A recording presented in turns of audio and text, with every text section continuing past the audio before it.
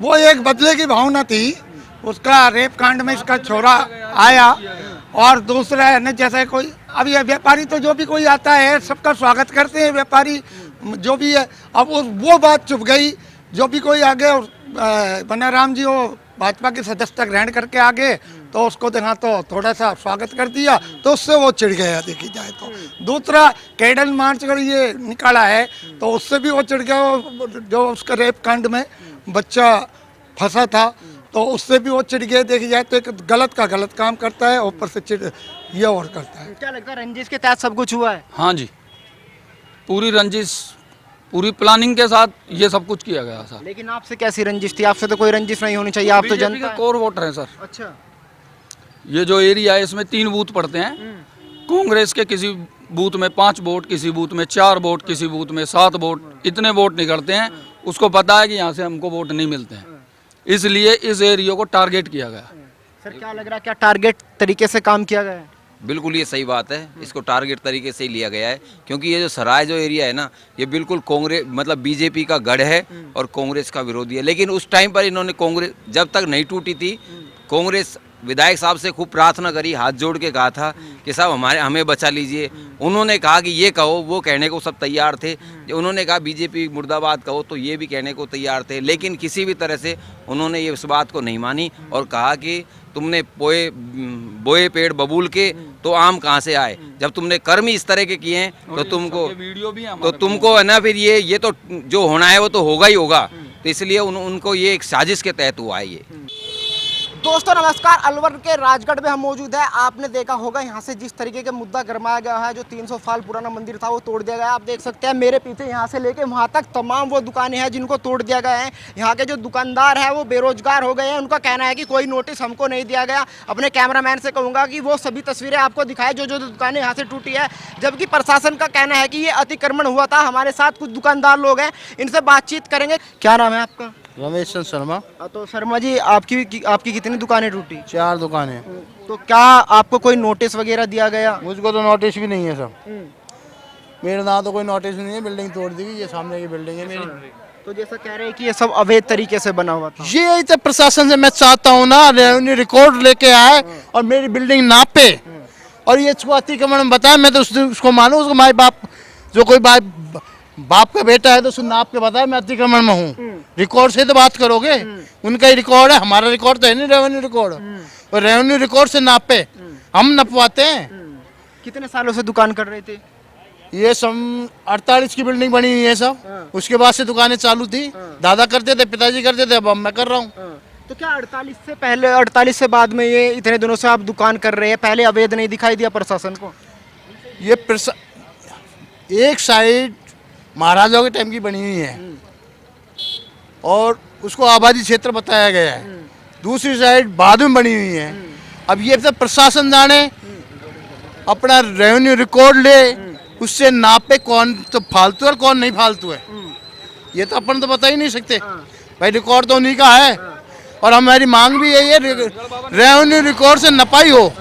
तो जैसा शर्मा जी, अब राजनीति इस पे शुरू हो गई है। कांग्रेस कह रही है कि भाजपा ने तोड़ा है, भाजपा कह रही है कांग्रेस ने तोड़ा है। कांग्रेस कह रही है नगर निगम में भाजपा है, उधर भाजपा आरोप लगा रही है कि सरकार कांग्रेस की है। आप तो यहाँ के रहने वाले, पता होगा। दोनों राजगढ़ नगर पालिका ने तो गौरव पथ के लिए कहा है।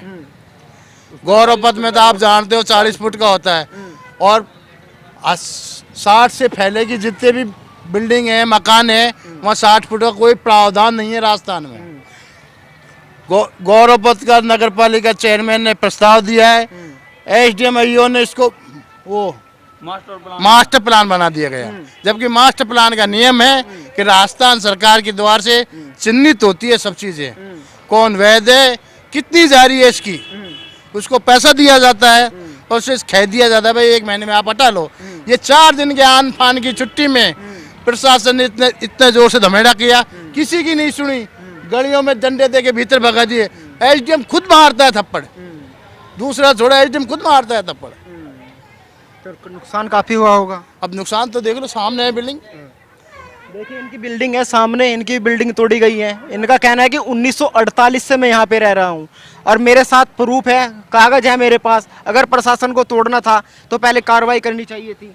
ये तो कोई भी चीज़ है तो किसी से आके किसी इतनी मीटिंगें की, कागजें दिखाए, किसी के कागज नहीं दे, देख न्यू गोड़ मोड़ के धर दिया। अरे हम ये कह रहे हैं आपके पास रेवेन्यू रिकॉर्ड है, नगर पालिका ना कुछ भी मत हो, प्रशासन के पास रेवेन्यू रिकॉर्ड है, उसमें 40 फुट है, 50 फुट ऊंची पे तो बनेगा, 60 फुट पे तक थोड़ी बन जाएगा। और जब नया निर्माण कर रहे हो तो नए निर्माण में तो साहब आप जानते हो नए निर्माण के लिए पैसे दिए जाते हैं। तो कहीं ना कहीं बड़ी नाइंसाफी आप लोगों के साथ राजस्थान सरकार ने यहाँ पे की है। प्रशासन ने की है, राजस्थान सरकार तो बोली ही नहीं है अभी तक, तो राजगढ़ के प्रशासन ने की है। चलो इनको माना तो अवैध है, एक 300 साल पुराना मंदिर भी बताया जा रहा है, वो तो आपके बचपन से देखते आए होंगे, उसको भी अवैध बताया गया, वो भी अवैध था क्या? वो भी अब यही तो है, प्रशासन यही तो पूछे कि तुम क्या करना चाहते हो, तुम्हारा क्या है, रिकॉर्ड तो उठा के चलो, डॉक्यूमेंट्स भी है, रिकॉर्ड तो देखो किसी का। और अभी तो ऐसे ऐसे रिकॉर्ड है 1947 के फैसले, 33-34 के फैसले हैं नगर पालिका के खिलाफ है, वो निकल के आएंगे। और का भी कुछ टूटा है? सर वो सामने जो मकान है मेरा, जो पिंक कलर का है, देखिए सामने, वो तोड़ा गया है।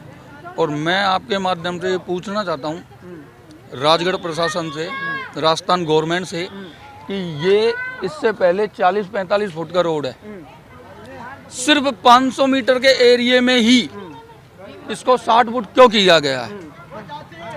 इसको 60 फुट क्यों किया गया है? ये सिर्फ 500 मीटर के एरिया में।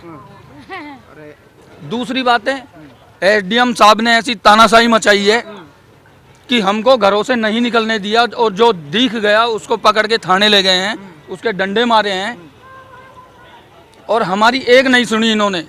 और अभी कांग्रेस के नेता आए हुए थे, मैं उनको सुन रहा था, वो कह रहे थे कि ये सब जो कुछ किया है बीजेपी ने किया है नगर निगम में। मैं आपके माध्यम से पूछना चाहता हूँ कि एक ईओ की और चेयरमैन की इतनी वैल्यू नहीं होती है कि 500 पुलिस फोर्स बुला सके। एक चेयरमैन की क्या वैल्यू है, वो 500 फोर्स बुला लेगा? इसमें प्रशासन की पूरी लिप्तता है। राजगढ़ लक्ष्मणगढ़ क्षेत्र के जो विधायक हैं वो भी इसमें संलिप्त हैं। उन्होंने हमसे कहा था, उनका यहाँ पे स्वागत किया था इस कॉर्नर पे हमने, उन्होंने ये कहा था कि 35 मेंबर हैं, एक मेरा है, 34 तुम्हारे हैं, उनको ले आओ, नगर पालिका में बोर्ड मेरा बनाओ, एक कंकर भी नहीं जड़ेगा। तो क्या रंजिश के तहत ये सब कुछ हुआ? हाँ, सब रंजिश हुई है सर। अब हमारे घर नहीं है रहने के लिए, कहाँ जाएं बताइए? आपका भी नुकसान हुआ है? हाँ, नुकसान हुई है। सामने वाली दुकान मेरी है, संतोष कुमार शर्मा। जब हमारे को खाली है ना नोटिस भी नहीं दिया, खाली चोरी चिपका गए, उसके बावजूद हमने ये इसको निरस्त कराने का लिए, जिसमें 22 पार्षदों का समर्थन भी प्राप्त किया, उसको भी उसने नकार दिया। और उसके बावजूद नकारने के बाद उसको नोकी की उसको मेरा स्वागत करो, लोग भाग गए। हम जैसे गए एमएलए साहब के पाँव पकड़े कि आप मेरा स्वागत करो, 1-1.5 लाख रुपए से अच्छा उसका स्वागत कर दिया। और फिर ये बोल के जाते हैं कि मैंने 34 पार्षद लिया और मेरी बोर्ड बनवाओ, मैं एक कंकर भी नहीं घटने दूंगा। काफ़ी बेरोजगार हो गए। अब ये भंवर जितेंद्र साहब है, ये खेके गए हैं कि मंदिर में बनवा दूंगा मेरे खर्चे से, और ये हमारे मंदिर टूटे हैं, इनका क्या होगा साहब?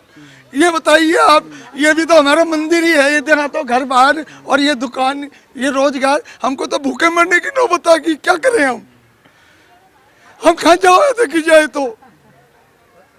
देखिए आप इनका दर्द समझ सकते हैं। इनका कहना है कि जिसका घर खाली हो गया, घर टूट गया, रोजगार टूट गया, अब ये लोग क्या करेंगे? सबसे बड़ा सवाल है। दर्द आप समझ सकते हैं, क्योंकि जहाँ आदमी रहता है वो घर भी एक मंदिर ही होता है। इनकी पीड़ा इतनी है कि अब ये करे तो क्या करे। हाँ, पीड़ा क्या है? बेरोजगार हो गए, बच्चों के यानी कि आर्थिक संकट ज़बरदस्त हो गया, और हमने तो जो हमारा अरमान सोच रखे वो सारे फेल हो गए।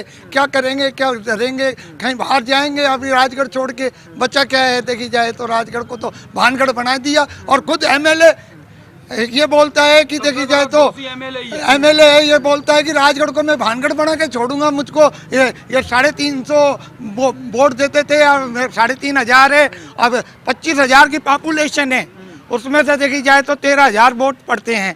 13 में से उसको देखी जाए तो 3700 वोट उसको मिल गए हैं, जब भी उसको सब्र नहीं है। एक विधायक को इस तरीके की शोभा नहीं देती है जो देखा तो वोटों की राजनीति करता हो, बल्कि उसको तो सर एक बात और पूछना चाहूंगा, ऐसा क्या होगा, इतने दिनों से आप लोग दुकानें कर रहे थे लेकिन अचानक ऐसा क्या होता है कि नोटिस आ जाता है, प्रशासन बुलडोजर चला देता है? वो एक बदले की भावना थी।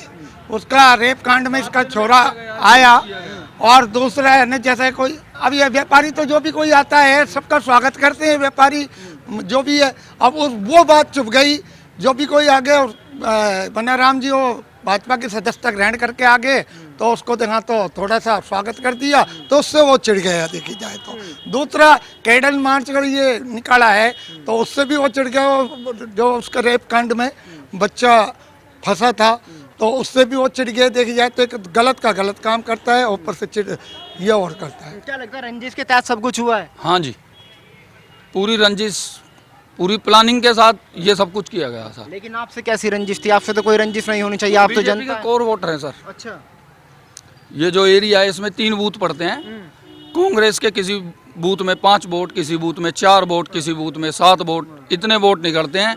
उसको पता है कि यहाँ से हमको वोट नहीं मिलते हैं, इसलिए इस एरिया को टारगेट किया गया। सर क्या लग रहा है, क्या टारगेट तरीके से काम किया गया है? बिल्कुल ये सही बात है, इसको टारगेट तरीके से ही लिया गया है क्योंकि ये जो सराय जो एरिया है ना, ये बिल्कुल कांग्रेस मतलब बीजेपी का गढ़ है और कांग्रेस का विरोधी है। लेकिन उस टाइम पर इन्होंने कांग्रेस जब तक नहीं टूटी थी, कांग्रेस विधायक साहब से खूब प्रार्थना करी, हाथ जोड़ के कहा था कि साहब हमें बचा लीजिए। उन्होंने कहा कि ये कहो, वो कहने को सब तैयार थे। उन्होंने कहा बीजेपी मुर्दाबाद कहो, तो ये भी कहने को तैयार थे। लेकिन किसी भी तरह से उन्होंने ये इस बात को नहीं मानी और कहा कि तुमने बोए पेड़ बबूल के तो आम कहाँ से आए। जब तुमने कर्म ही इस तरह के किए हैं तो तुमको वीडियो भी तो तुमको है ना, फिर ये तो जो होना है वो तो होगा ही होगा। तो इसलिए उनको ये एक साजिश के तहत हुआ है। ये सब बिल्कुल साफ जाहिर हो रहा है कि जो भी कुछ हुआ है वो एक साजिश के तहत हुआ है। देख लीजिए सर, या यहाँ से आगे 45 फुट का रोड है, वहाँ से आगे 60 फुट का रोड है। ये भेदभाव क्यों? और चौपड़ पे 21 फुट का ही रोड है। ये क्या है, सीट है जो एसटी बहुल है, मतलब रिजर्व है। और यहाँ से एक बार गया है, यहाँ से के लोग बागों ने एक बार धारणका जाति के एमएलए बनाकर जीता कर भेजा है, तो उससे भी ये रंजिश खाते हैं। ये है। तो आप देख सकते हैं हमारे साथ यहाँ पर तमाम लोग थे, हमने इनसे बातचीत की और इनका कहना है कि 1948 से ये लोग यहाँ पे रह रहे थे, अपना काम धंधा कर रहे थे, अपना बिजनेस कर रहे थे। इनके घर टूट चुके हैं, इनका जो काम धंधा था वो चौपट हो चुका है। अब सबसे बड़ा सवाल हमारा गहलोत सरकार से यही है कि सबसे पहले इन लोगों के बारे में सोचना चाहिए, इनको कम से कम इनका उचित मुआवजा मिलना चाहिए ताकि ये लोग अपनी रोज़मर्रा की ज़िंदगी शुरू कर सकें।